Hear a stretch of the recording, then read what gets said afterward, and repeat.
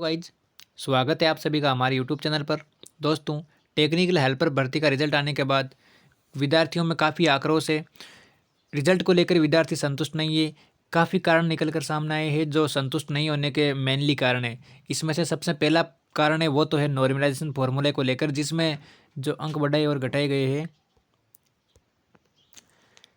Normalisation फॉर्मूले को लेकर ये डाउट है कि इसमें जो नंबर बढ़ाए गए हैं वो 27 तारीख वालों को ज़्यादा धोखा मिला है, क्योंकि जो 2 नवंबर को था उनके पेपर थोड़ा सा हार्ड बता रहे थे। हार्ड का नाम लेकर उनके नंबर है वो काफ़ी संख्या में बढ़ाए हैं, जैसे 15-20 सुना है कि 30-30 नंबर तक नंबर बढ़ाए गए हैं।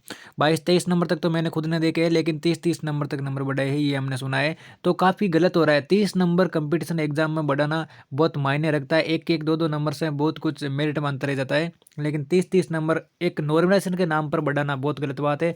ये भी सिर्फ 2 ही शिफ्ट में पेपर था। अगर 2 से अधिक शिफ्ट में हो तो भी चलेगा, लेकिन 2 शिफ्ट में पेपर होकर इतना भी पेपर का लेवल है वो समान नहीं रख सके। 27 तारीख वालों का जो पेपर है वो इजी बता रहे थे, लेकिन इतना भी इजी नहीं था कि उनके कोई बात नहीं 2-2 नंबर काट लिए तो इन्होंने काटने का तो कोई विरोध ही नहीं है, लेकिन जो उनके इतने नंबर बढ़ाए तो इन्होंने जब मेरिट है वो बहुत ही ज़्यादा हाई कर दिए। मेरिट हाई करने के बाद में जो 27 अगस्त वाले हैं वो बच्चे वहाँ तक नहीं पहुँच पाए जितने उनके नंबर 2 नंबर वालों के बढ़ाकर वहाँ तक पहुँच गए हैं। इसलिए 27 अगस्त वालों के साथ काफ़ी धोखा हुआ है, और मतलब इतनी जो पारदर्शिता होनी चाहिए थी वो इस रिजल्ट में नहीं हुई है। देखिए दोस्तों, ये तो था पहला कारण, जिसमें से जो नंबर बढ़ाने का है वो पहला कारण था। इसके बाद में दूसरा कारण लोगों में ये सामने आ रहा है कि इसकी जो आंसर की है वो मैच नहीं हो रही है। देखिए, ये जो कारण है वो विभाग की तरफ से एकदम सही है।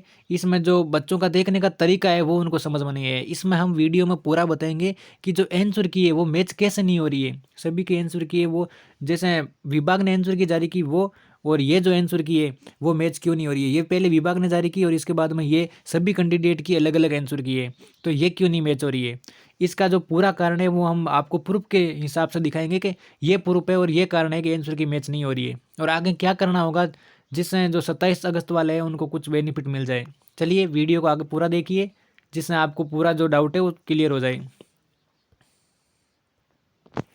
देखिए दोस्तों, इन्होंने ट्वीट किया है कि पहले वाली और अभी वाली जो आंसर की है उसमें विभाग के ही आंसर मैच नहीं कर रहे हैं। एक क्वेश्चन में आंसर 2 है और दूसरी में आंसर 4 मान लिया गया है। ऐसे ही 25 क्वेश्चन के आंसर गलत कर दिए गए हैं। 150 के जो दोनों है उनमें आंसर चेंज है, जैसे 150 की ये है और 150 की ये है। जैसे पहले जो विभाग की आंसर की और ये जो कैंडिडेट की आंसर की रेस्पॉन्स की, जिसको हम बोल सकते हैं। ये वैसे मेनली रेस्पॉन्स की इस प्रकार की नहीं होती है, जिसमें रेस्पॉन्स की वो होती है जिसमें क्वेश्चन साथ में दिखाई देता है। अगर मान लो कोई क्वेश्चन है कि जैसे विद्युत धारा का मात्रक क्या है, तो हम सभी करके आए कि एम्पियर है, और इसमें अगर एम्पियर के अलावा बता दिया है कि आपने एम्पियर नहीं प्रतिरोध करके आए, तो हमको क्वेश्चन ही नहीं दिखा दे रहा था, हमें क्या पता कि हम कौन सा करके आए और कौन सा विभाग ने गलत माना है। इस प्रकार की आंसर की कोई राइट नहीं होती है, लेकिन फिर भी जो विभाग ने जारी की है वो हमें स्वीकार करनी पड़ेगी।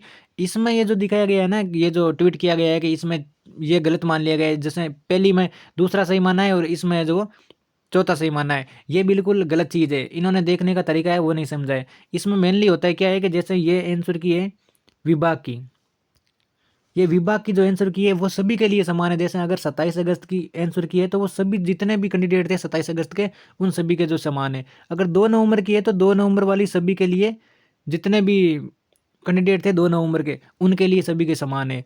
अलग अलग तो नहीं है। विभाग ने अपनी वेबसाइट पर जो आंसर की डाली है वो सभी के लिए समान है, लेकिन ये जो ऑब्जेक्शन, ये जो रेस्पॉन्स की आई है ना, तो रेस्पॉन्स की सभी कैंडिडेट की अलग अलग है।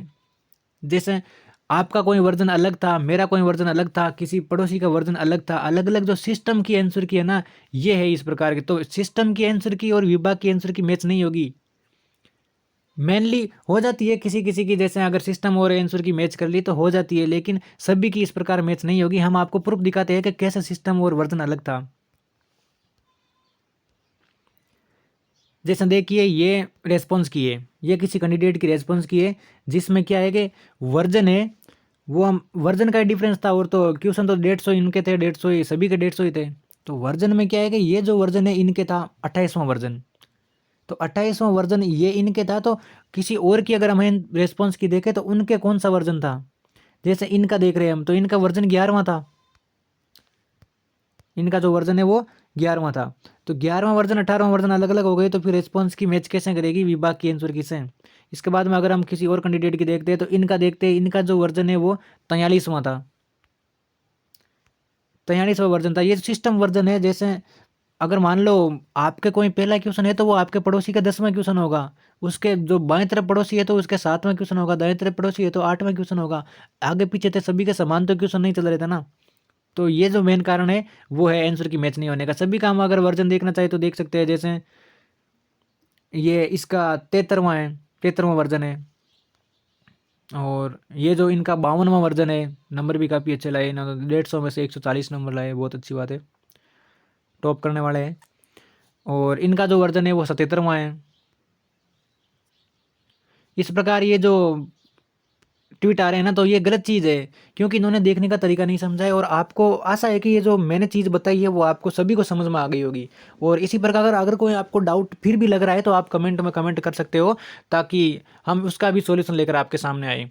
और जो विभाग ने किया है वो मेनली काफ़ी छात्रों के साथ गलत किया है। जो पढ़ने वाले छात्र हैं ना उनके साथ गलत हुआ है, जिन्होंने मतलब उतनी तैयारी नहीं हो पाई जितने उनके नंबर आए हैं, वो भी मेरिट में शामिल हो गए। जिन्होंने कम नंबर लाकर भी जो नॉर्मलाइजेशन मार के उनको बढ़ाने के बाद में वहाँ तक पहुँच गए, गलत हो रहा है। जो पढ़ाई करने वाले हैं उनके साथ में ऐसा नहीं होना चाहिए था।